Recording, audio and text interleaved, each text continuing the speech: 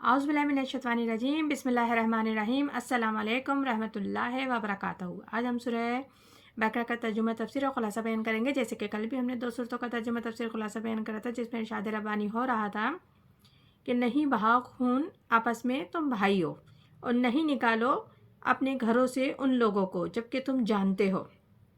आगे इरशाद रब्बानी है सुम्मा अंतुम हाउलाए तक़्तलून अनफुसकुम तख़रिजून फ़रीक़ुम मिनकुम मिन दियारिहिम तज़ाहरून अलैहिम बिलइस्मिल वल अदवान अन यतीकुम ओसारा तफ़ादूहुम वहुवा मुहर्रमुन अलैकुम अख़रजुहुम अफ़ा तुमिनून बिबादिल किताब तकफ़रून बिबादिन फ़मा जज़ाउ मन यफ़अलु ज़ालिका मिनकुम इल्ला ख़िज़्युन फ़िल हयातिद दुनिया यौमल क़ियामत युरद्दून इला अशद्दिल अज़ाबि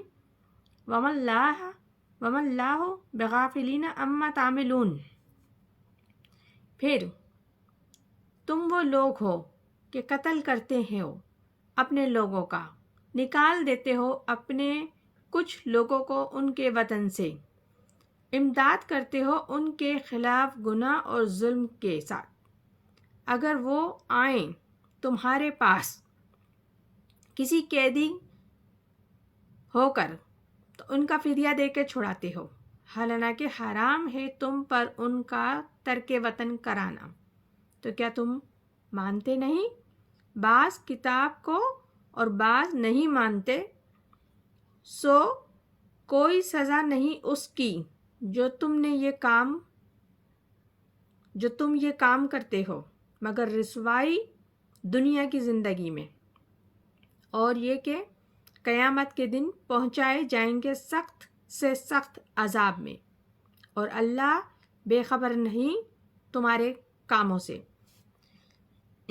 इस आयत में इरशाद हो रहा है वो लोग जो अपने लोगों को कत्ल करते हैं वो, और अपने ही लोगों को घरों से उनके निकालते हैं, बाहर निकाल देते हैं, फिर उन पर चढ़ाई करते हैं गुनाह के साथ और ज़्यादती के साथ। अगर वो कैदी बनकर तुम्हारे पास आते हैं तो उनका फिदिया देकर उनको छुड़ाते हो, हालांकि उनको घरों से निकालना ही तुम पे हराम किया गया था। आगे आयत में जैसे बताया गया था कि नहीं निकालो उनको अपने घरों से, लेकिन तुमने उन्हें घरों से निकाला। इस आयत में सबक है, क्योंकि वो शरीयत के एक हिस्से को मानते थे और एक को नहीं मानते थे, और जहाँ कहीं भी ये तर्ज अमल होगा तो ये आयत उसको कवर करेगी कि तुम मानते हो हमारी किताब के एक हिस्से को, और कुछ लोग नहीं मानते, यानी कि कुछ लोग ऐसे हैं जो मानते हैं किताब के एक हिस्से को और एक हिस्से को नहीं मानते। तो नहीं है कोई सज़ा उसकी जो ये हरकत करते हो तुम में से, सिवाय उसके कि दुनिया की ज़िंदगी में रुसवाई और ज़िल्लत, और क़यामत के दिन लौटाए जाएंगे शदीद तरीन अज़ाब में, और अल्लाह ताला गाफिल नहीं जो कुछ तुम कर रहे हो। और आज उम्मत मुसलमा पर यह आयत 100% पूरी हो रही है, क्योंकि वो पूरे दीन पर चलने को तैयार ही नहीं। हर गुरु ने एक शे को अपने लिए हलाल कर रखी है।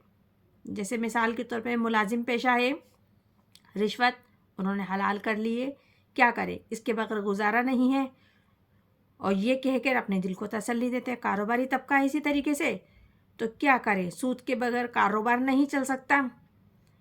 गर्ज के हर तबके ने कोई ना कोई हराम शे को जायज़, मजबूरी और ज़रूरत का नाम देकर अपने दिल को तसल्ली देते हुए उस हराम काम में मुलव्विस हो रहे हैं और धोखे और गफलत में ज़िंदगी गुजार रहे हैं। कुल दीन जब तक ना हो इंसान की ज़िंदगी में, तो उसकी सज़ा यह है कि दुनिया में भी ज़लील और रुस्वा और आखिरत में भी होगा। गोया कि ज़िल्लत और मस्कनत थोप दी गई है अल्लाह ताला की तरफ से उसकी ज़िंदगी पर। बाकी रहता है क़यामत का मामला, तो उसमें शदीद तरीन अज़ाब तैयार है, और ये इंसान ने ख़ुद अपने तर्ज़ अमल से अज़ाब तैयार करवा रहे हैं। ये जितने भी लोग तैयार कर रहे हैं वो अपने ही طرز عمل سے تیار کروا رہے ہیں. باقی اگر اللہ تعالیٰ کی رحمت دستگیری فرمائے اللہ تعالیٰ تو اسے اختیار ہے، وہ کر سکتا ہے. اور اللہ غافل نہیں اس سے جو تم کر رہے ہو. ہر سال صاحب حیثیت لوگ عمرہ کرتے ہیں، وہ کس کمائی سے کر رہے ہیں یہ تو اللہ ہی کو معلوم ہے، حلال سے ہے یا حرام سے ہے. رمضان میں پہلی سفت میں جگہ بک کرواتے ہیں یہ سوچ کے، اور یہ گمان کرتے ہیں کہ جو بھی گناہ انہوں نے کیے تھے زندگی میں اب وہ اس سے پاک ہو جائیں گے. اللہ تعالیٰ تمہارے کام نیت سے ناواقف نہیں. اللہ تعالیٰ ہر وہ چیز جانتا ہے، علم رکھتا ہے جو تم کرتے ہو، جو تمہاری نیت میں ہے اور جو تمہارے عمل ہیں.